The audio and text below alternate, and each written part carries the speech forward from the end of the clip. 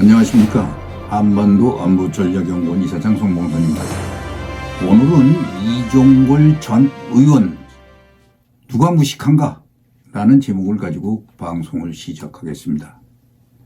최근 독립운동가 이회영의 손자인 전 국회의원 이종걸은 한 언론 인터뷰에서 홍범도 흉상 이전과 관련하여 이념적 잣대로 폄하하는 것은 무식하다고 비난을 하였는데, 오히려 그 자신의 언동이 편향된 인물로 멋대로 편견인 것으로 여겨지고 있습니다.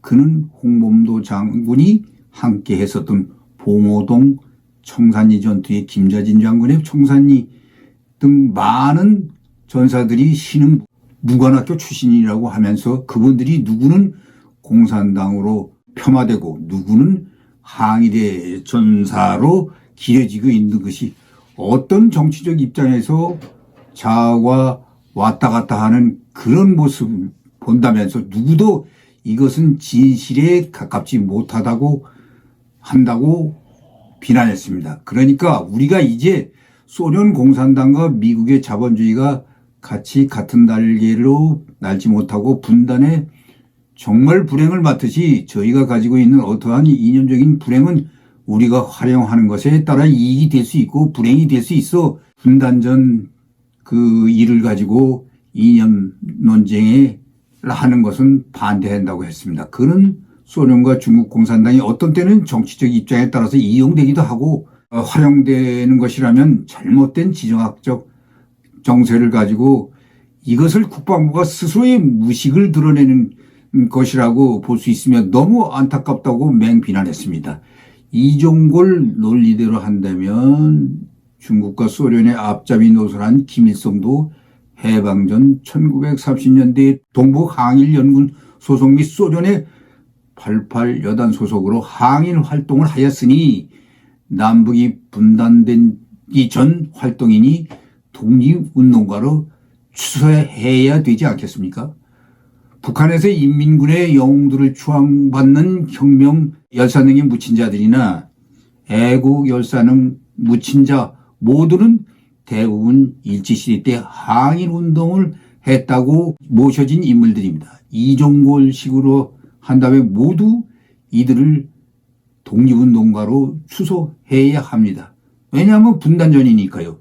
주지하는 바같이 홍범도는 1920년 봉오동 청산리 전투의 주역으로 항일 무장투쟁을 상징하는 인물이지만 1921년 독립군 간 주도권 다툼으로 벌어진 자유시 참변에 관여했고 1922년 소련군 대위로 활동했으며 1927년 소련 공산당에 입대한 전력이 있습니다. 이와 관련해 최근 국방부는 육군사관학교 충무관 앞에 있는 홍범도 장군 흉상을 독립기념관으로 이전할 계획을 밝혔으며 국방부 청사 앞에 있는 흉상에 대해서도 필요시 이전을 검토하고 있다고 밝혔습니다. 국방부는 홍범도 장군의 공산주의와 관련된 전력이 공산주의와 싸우는 것이 주 목표인 육사에 맞지 않으며 일반인의 접근성이 높은 독립기념관에서 기리는 것이 더 적합하다고 주장했습니다.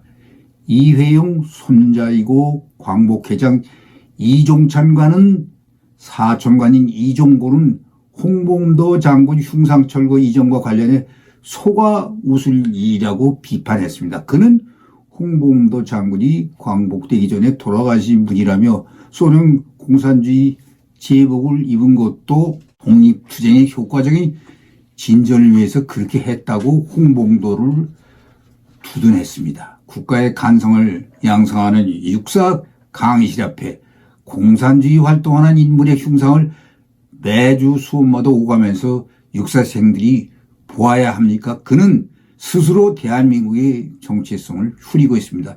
이종걸은 지난 2012년 자신의 트위터에 새누리당 공천 파문을 비판하면서 공천 헌금이 아니라 공천 장사입니다. 장사의 수지 계산은 직원의 몫이 아니라 주인에게 돌아가지요.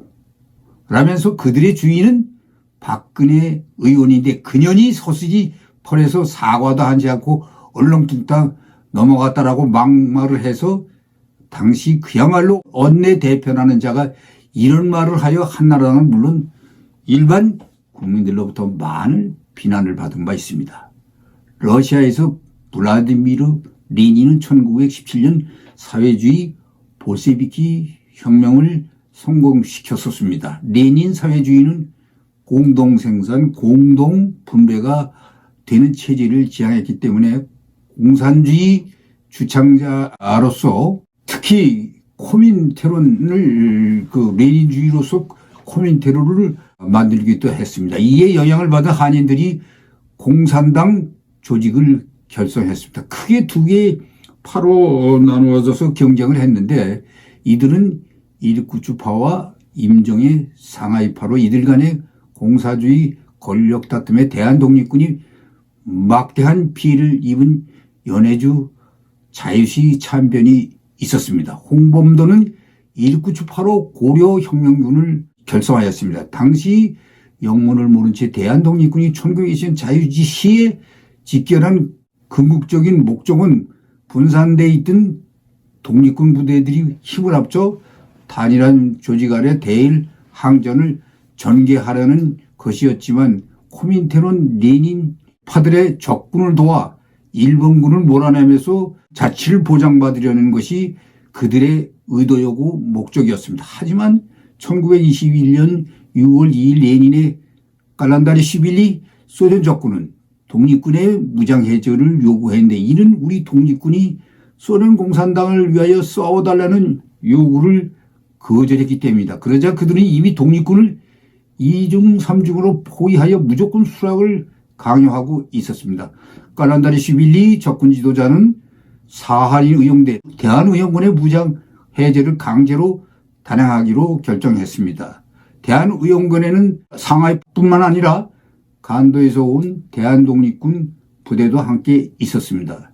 6월 28일 자유시 수비대 제29연대에서 파견된 적군의 군대가 사할린 의용대 즉 대한의용군의 무장해제 명령과 함께 공격명령을 내렸고 홍범도는 그들의 적군에 가담했습니다. 기관총, 장갑차, 대포를 이용해 몰아붙였고 사할린 독립군대의 주장에 따르면 현장에서 사망이 72명, 익사 37명, 기병의 추격을 받다가 산에서 사망한 것이 200명, 행방불명 250명으로 총 600여 명이 사망하고 917명이 체포되었다고 하였습니다. 당시 적군 지도자인 카란다리시 빌리 적군의 명령에 따라 자해시로 미리 들어왔던 홍범도는 독립군 지휘 임무 수행 후 이리쿠츠로 이동하였습니다. 1921년 2월 홍범도는 모스크바에서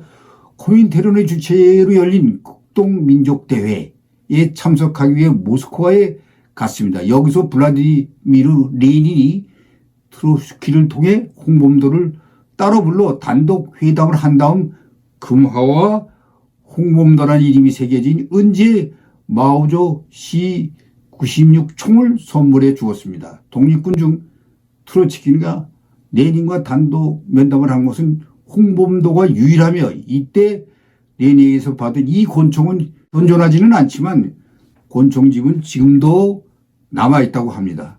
무식한 건 이종골입니다. 대한민국 건국 관련 동키호테식 발언하는 그의 사촌형 광복 회장 이종찬과 함께 이제 그만 조용히 치거나 했으면 좋을 법한 사람들입니다.